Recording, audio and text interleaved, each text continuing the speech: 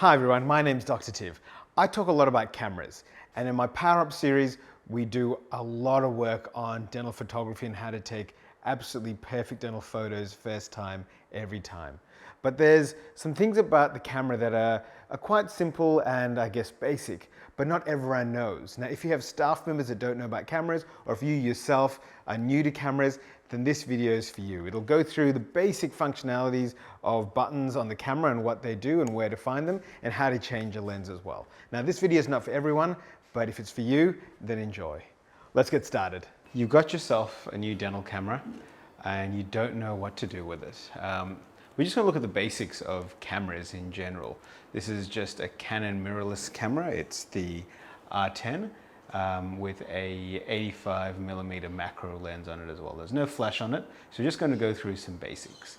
Now this is going to be really basic, so those of you that know things about cameras, probably you can skip this video, but those of you that need to train staff or have no idea what to look for, this is probably a good video to start off with. Now I'm going to start off with something really simple. All cameras have an on-off button. On this camera, it's right at the top there, so you flick that on. You can see the back starts to light up, so it turns on and that's off as well. A few things to note is that the battery compartment is on the bottom. You can flick that open and it's like a little switch that you pull in towards you. And there's a little latch that holds the battery in place. When you pull that out, the battery pops out. There's a little spring in there. The battery has some contacts, and at the base of that there's some contacts, so you kind of line that up and it slips in. It's very hard to put these in backwards. You can get it, I guess, the wrong way around, but it doesn't click in place, so you know that's the wrong way. So generally there's only one way to put that in, and it clicks in place. The SD card is right next to it, so that's where the memory card slots in, and then it closes back up. On the bottom of this camera as well, there's a thread for a tripod. So if you want to mount this camera somewhere, that's where you mount it. The camera comes in two bits. It's got the body, and I like this body, so it's got quite a big grip, so when you hold it one-handed to take dental photos, you're going to find that you can grip it quite well, and it's got the lens as well. There's a little button on the side here, right there, and if you push that, that's how you take the lens off. Now, taking the lens off can be a bit scary sometimes, but there's a few things to do.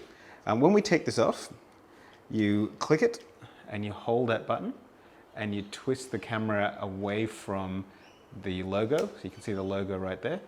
So you twist it away from the logo and it comes off. Now there's a sensor in there. That's what takes the images. You don't want dust to fall on it because you're going to have dust on every image. So you don't want to hold it up when you take the lens off. You want to hold it down to some degree. To put the lens back on again, you can see there's a little red dot at the top. There's a little red dot on the lens. When that focuses, take that away, and they line up. So if I take those two, put it together, and then I hold that button and pull it towards the logo, it clicks into place. So again, away from the logo to take it off, then line it up, and then turn around and it clicks into place, and the lens is on and secure.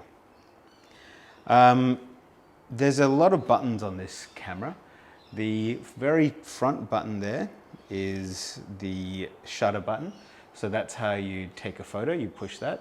If you half push, it'll tend to focus. If you push all the way, it takes the photo. That does the aperture back here. And this one does the shutter speed, so how fast the camera takes a photo. How fast it takes a photo, and then that's how wide the aperture is. Now, the front of the lens as well, you don't want to get fingerprints on there too, so don't touch the front of that. That's really important as well. You've got some selector dials here. With the selector dials, basically you want to keep it on manual most of the time. That's what's going to help you take good photos.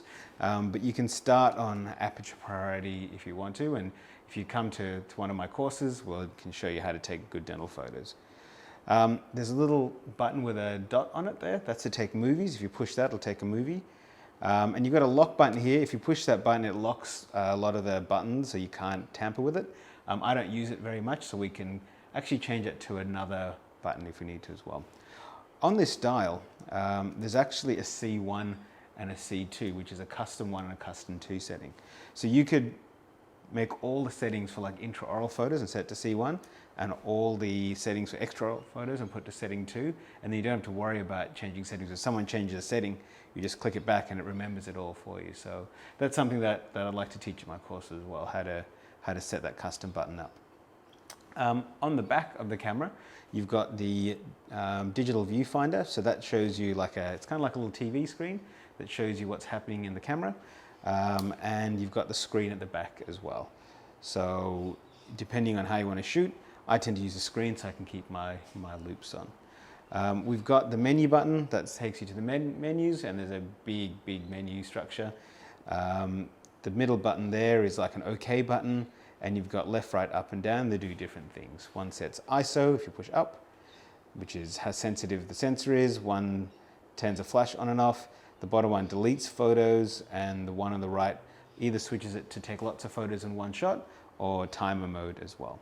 The button down the bottom here, the little play button, lets you view the images you've taken before as well.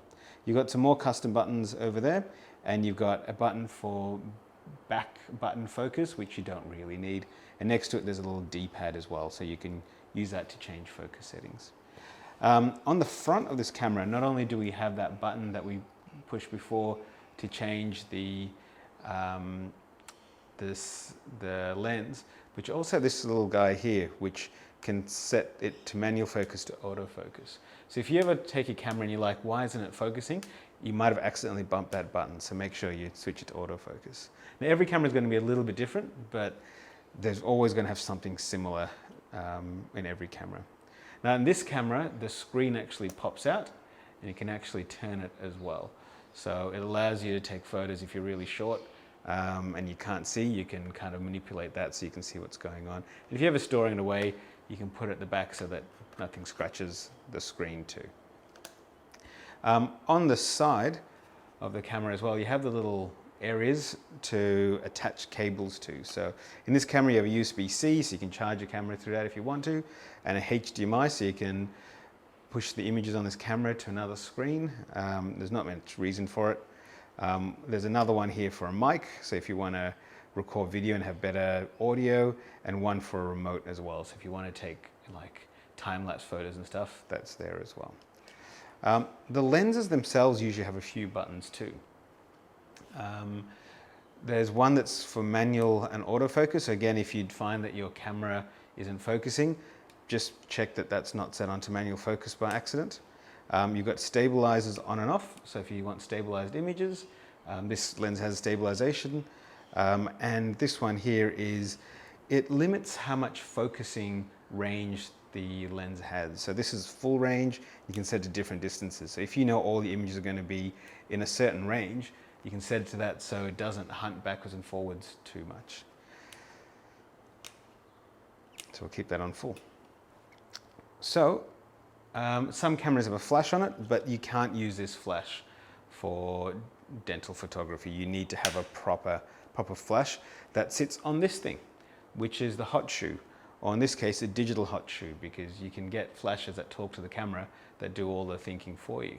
So I'm just gonna, actually let me just show you what that looks like.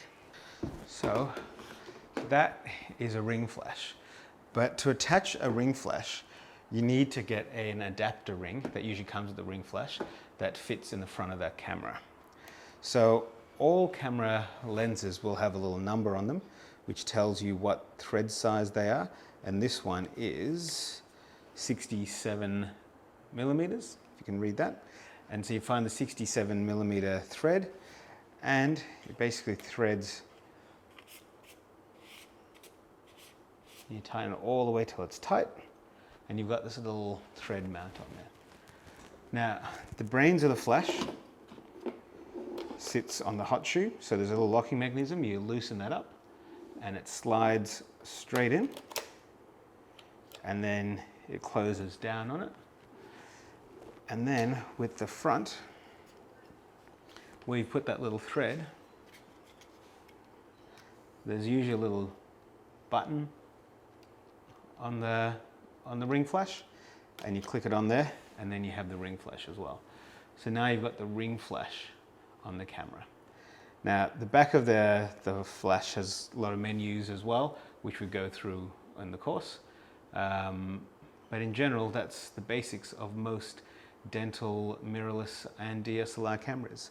I'd recommend a mirrorless camera, and in the course we'll go through why that's the best choice in this day and age.